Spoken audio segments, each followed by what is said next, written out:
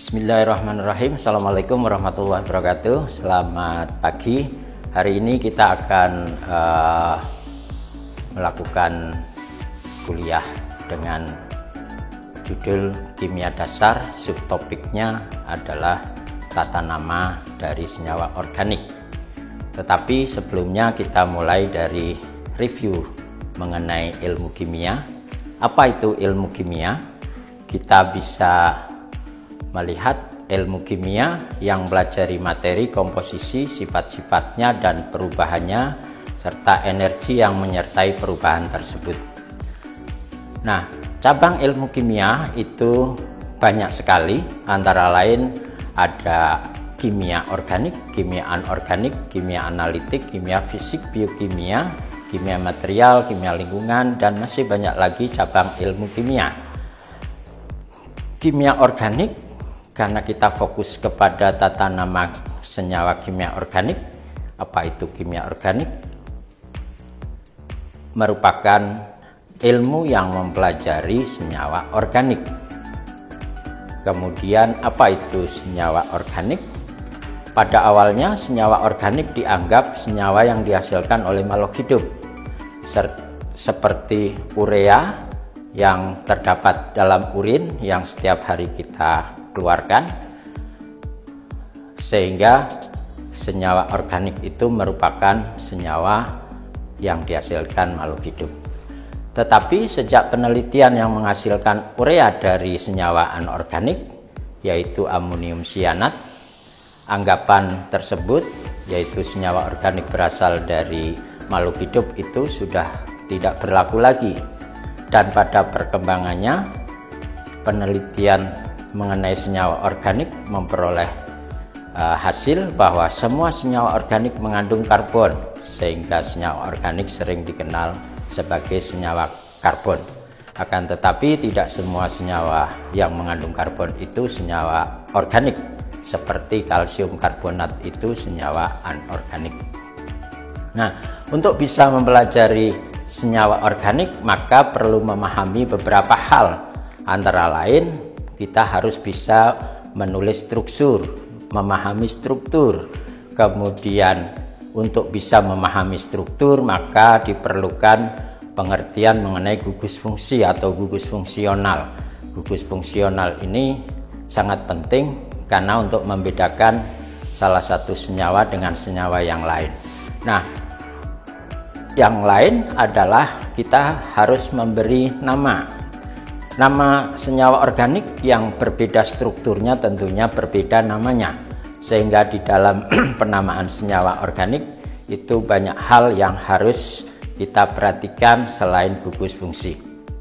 Kemudian selain struktur, gugus fungsi, tata nama, maka kita perlu mempelajari juga elektronegativitas, muatan formal, resonansi, mesomeri atau konjugasi, kemudian konsep asam basa di dalam perubahan senyawa-senyawa organik. Oke, kita mulai ke gugus fungsi. Gugus fungsi merupakan atom atau gugus atom yang terdapat pada senyawa organik dan memberikan sifat yang khas atau karakteristik dari senyawa tersebut. Nah, karena gugus fungsi juga memberikan sifat fisik dan kimia yang khas atau karakteristik pada senyawa organik, maka senyawa organik sering diklasifikasikan berdasarkan gugus fungsional. Gugus fungsi dari senyawa organik antara lain gugus alkil yang terdapat pada senyawa hidrokarbon memberikan sifat yang khas pada senyawa tersebut. Kemudian gugus halida memberikan khas pada senyawa halida, gugus hidroksil itu pada senyawa alkohol, kemudian gugus karboksil, gugus ester, gugus aldehid, gugus keton yang akan memberikan sifat yang khas pada senyawa-senyawa tersebut. Untuk penamaan senyawa organik, kita mempunyai aturan, yaitu aturan IUPAC, dan ada juga penamaan trivial, penamaan yang umum. Penamaan IUPAC atau merupakan singkatan dari International Union of Pure and Applied Chemistry, itu akan memberikan nama secara sistematik. Penamaan secara sistematik ini ada aturan yang IUPAC itu melakukan kongres untuk beberapa periode tertentu atau merupakan hasil kongres untuk memberikan nama-nama dari senyawa-senyawa kimia. Untuk memberi senyawa organik harus menghafal beberapa nama dasar dalam penamaan alkana. Bagian dasar dari nama merupakan jumlah karbon yang telah ditetapkan sebagai rantai induk. Akhiran nama merupakan jenis gugus fungsi yang ada pada rantai induk. Kelompok lain yang terikat pada rantai induk disebut substituen. Sehingga kita beri contoh, misalnya rantai karbon untuk satu atom karbon, maka kita kenal dengan nama metana, dan gugusnya yaitu dengan melepaskan atau menggantikan satu atom hidrogen disebut metil. Kalau etana, etil, propana, propil, butana, butil, dan seterusnya. Jadi ini nama-nama induk.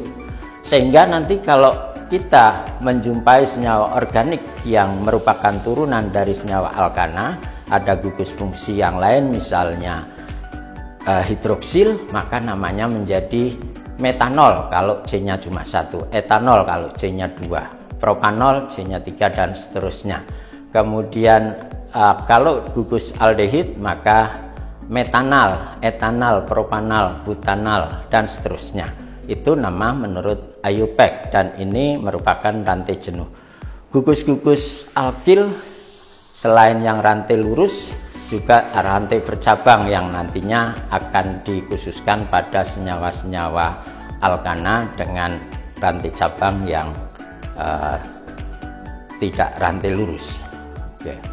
Nah, untuk memberikan nama-nama senyawa organik ada aturan penamaan.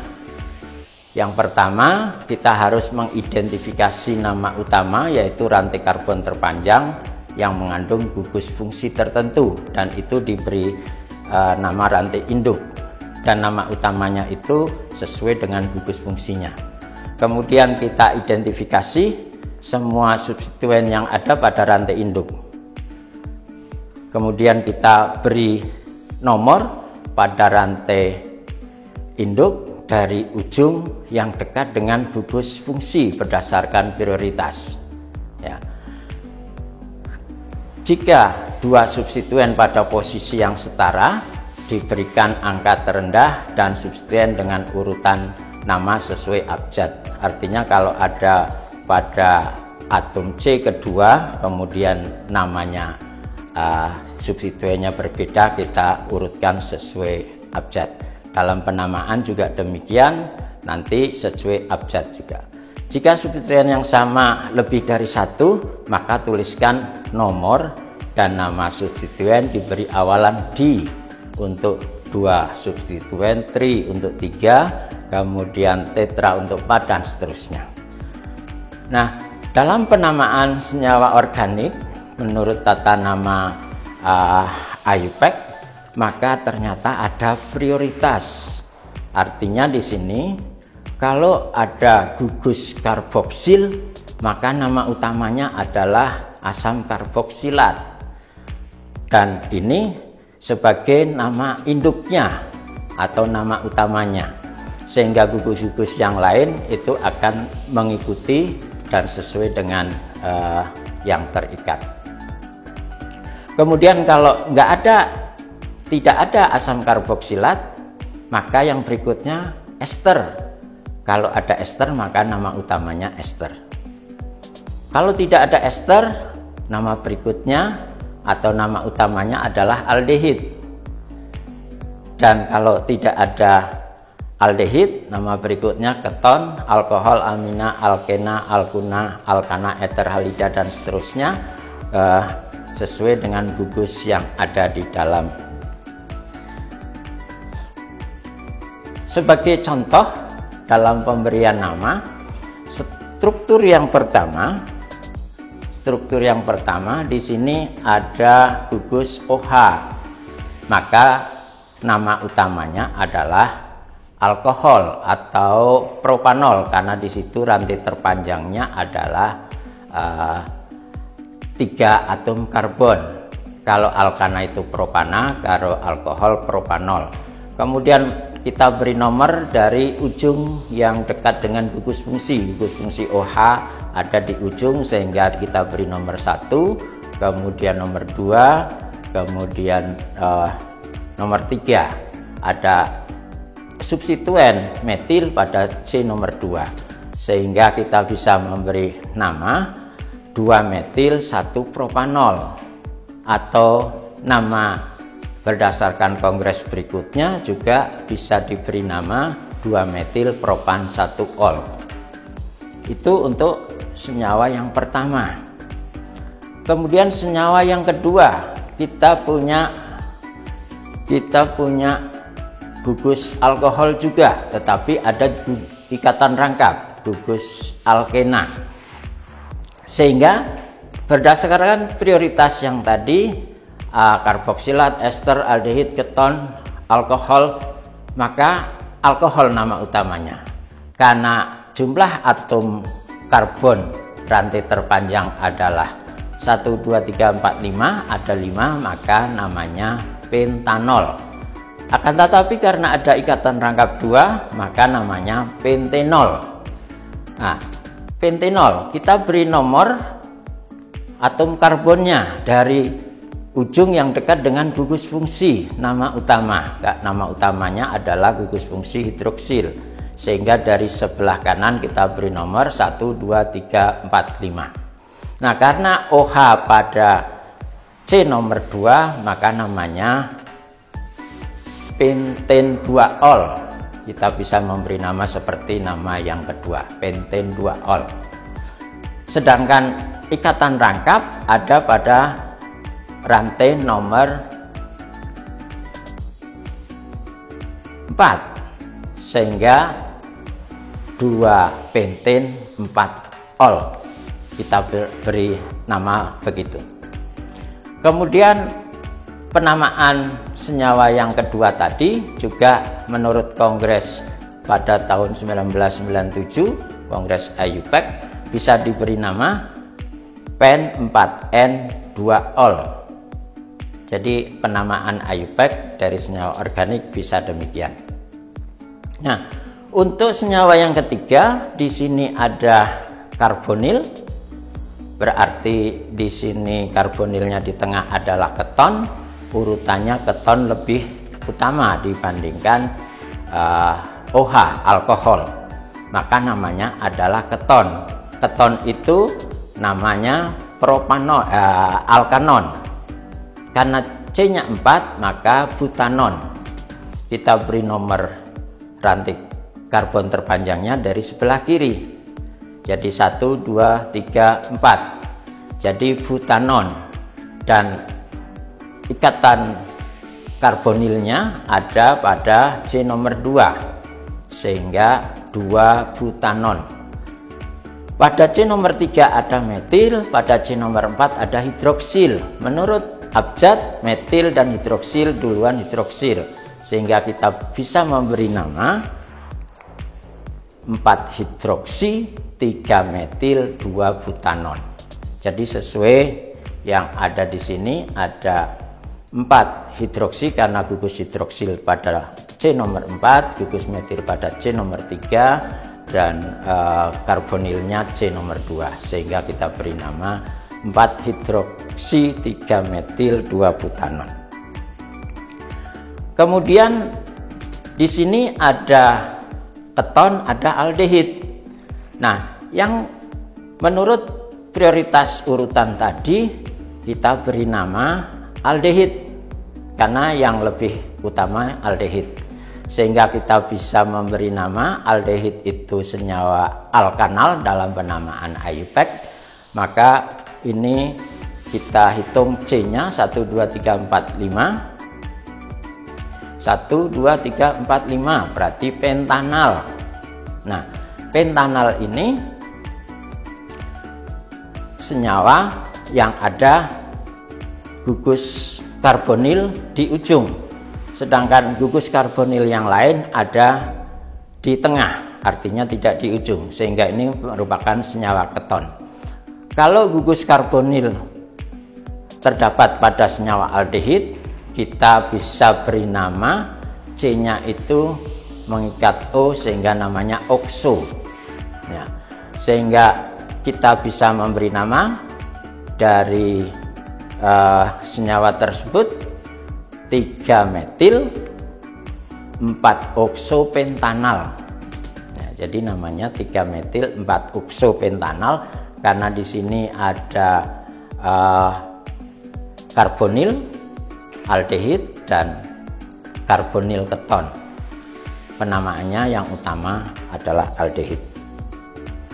Contoh berikutnya untuk senyawa aromatis ini kita bisa memberi nama metil benzen atau nama trivial yang sudah dipakai di dalam penamaan IUPAC. Jadi di sini ada metil yang terikat pada cincin benzen, maka namanya metil benzen. Kemudian contoh yang berikutnya, di sini ada benzena yang mengikat hidroksil dan mengikat metil. Karena menurut prioritas penamaan hidroksil itu lebih tinggi dibandingkan dengan metil, maka namanya alkohol. Nama alkohol di sini maka bisa diberi nama sesuai nama umumnya, yaitu fenol. Kalau metil terikat pada benzen itu toluen, metil terikat hidroksil terikat pada benzen itu fenol, sehingga kita bisa memberi nama dan diberi nomor urutnya dari yang mengikat gugus dengan prioritas utama 1, 2, 3, 4, sehingga 4 metil fenol. Contoh lain yang agak kompleks, di sini ada gugus karboksil, ada gugus hidroksil. Tadi disampaikan asam karboksilat nama utama, sehingga nama utamanya adalah benzena karboksilat. Karena benzena karboksilat itu sudah ada nama umum dan sudah dipakai dalam penamaan IUPAC, maka juga digunakan yaitu benzena karboksilat, nama lainnya benzoat. Sehingga kita bisa memberi nama 2-hidroksi benzoat atau asam 2-hidroksi benzoat. Nah, nama lain dari asam 2-hidroksi benzoat adalah asam salisilat. Jadi ini contoh-contoh penamaan dengan multi gugus fungsi. Jadi kalau lebih dari 1 gugus fungsi maka prioritasnya sesuai yang tadi disampaikan, ada asam karboksilat, ester, aldehid, keton, alkohol, dan seterusnya. Ini penamaan senyawa organik. Ada hal lain yang belum kita sampaikan, yaitu penamaan cistran. Nah, penamaan cistran jika ada gugus yang sama terikat pada kedua atom C ikatan rangkap, maka penamaan cistran kita bisa beri nama. Kalau gugus yang sama terletak pada satu sisi, maka kita beri nama cis atau isomer cis. Kalau gugus yang sama terletak pada sisi yang berseberangan, maka kita beri nama trans atau merupakan isomer trans. Nah, yang struktur pertama kalau kita gambarkan seperti pada slide, maka di situ cis-butena karena ada 4 atom karbon dan ada ikatan rangkap, dan kebetulan digambarkan pada gugus yang sama pada satu sisi sehingga namanya cis-2-butena. Untuk struktur yang kedua namanya trans-2-butena, sama-sama 2-butena. Kalau kita lihat berdasarkan penggambaran struktur geometrinya, kita bisa memberi nama trans-2-butena. Jadi kesimpulannya, kalau ada 2 gugus yang sama kita bisa memberi nama cis atau tran, maksudnya 2 gugus yang sama terikat pada kedua atom C ikatan rangkap, kita bisa memberi nama cistran. Nah, oleh karena itu semua senyawa alkena yang mempunyai dua gugus yang sama terikat pada C yang ikatan rangkap bisa diberi nama cis atau tran, tergantung posisinya.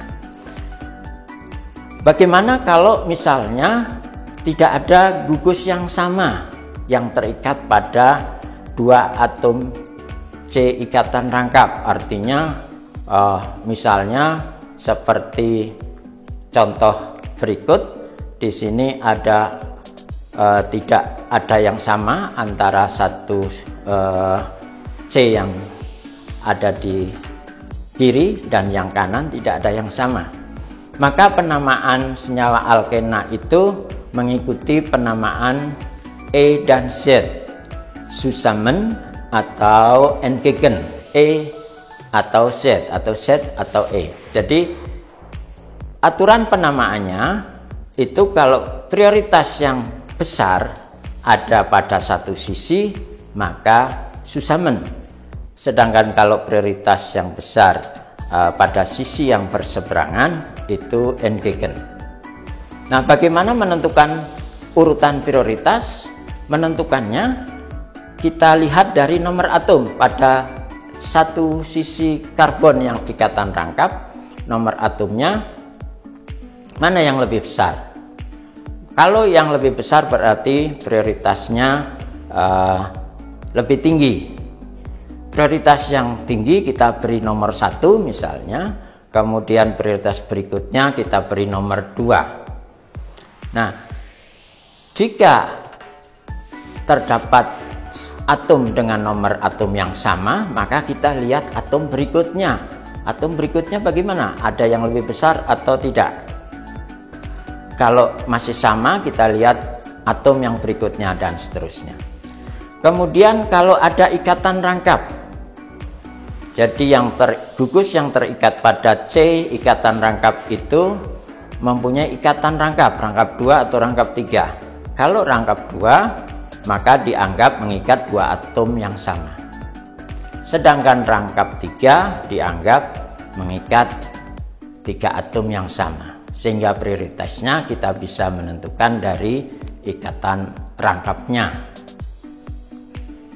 Sehingga gugus yang mempunyai ikatan rangkap 3 lebih tinggi prioritasnya dibandingkan gugus yang mempunyai ikatan rangkap 2 dan gugus yang mempunyai ikatan tunggal. Kita ambil contoh di sini. Satu senyawa alkena ada C ikatan rangkap, ternyata karbon ikatan rangkapnya mengikat atom atau gugus yang berbeda, sehingga kita tidak bisa memberi nama dengan cis atau tran. Penamaan yang bisa dipakai adalah EZ atau EZ ini berdasarkan prioritas. Ya. Aturan prioritas seperti tadi disampaikan merupakan aturan prioritas menurut Chan-Ingold-Prelog. Ya.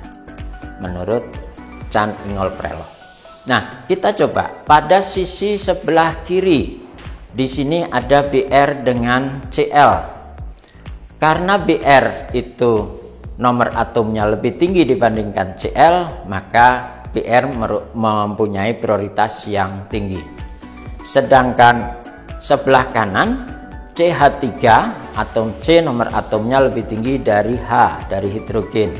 Sehingga CH3 prioritas lebih tinggi. Karena prioritas yang tinggi terletak pada satu sisi, maka ini merupakan Zusammen. Ya, seperti gambarannya demikian pada satu sisi. Sehingga diberi nama Zusammen. Sehingga namanya kita bisa beri nama sesuai urutan abjad, Br bromo lebih tinggi dibandingkan Cl. Nah, kemudian ada rantai utamanya adalah alkena, di sini propena, maka bisa diberi nama Z 1 bromo 1 chloropropena. Itu penamaan EZ. Contoh lain, kalau misalnya Br ada di sebelah bawah dalam strukturnya, maka kita bisa memberi nama karena ternyata prioritasnya yang tinggi itu letaknya berseberangan, maka di sini diberi nama E. Nama sama dengan di atas, hanya memberi lambang, mengganti lambang Z dengan E, yaitu E1 bromo 1 kloropropena. Barangkali itu yang bisa disampaikan untuk pengantar dari tata nama senyawa organik. Terima kasih. Assalamualaikum warahmatullahi wabarakatuh.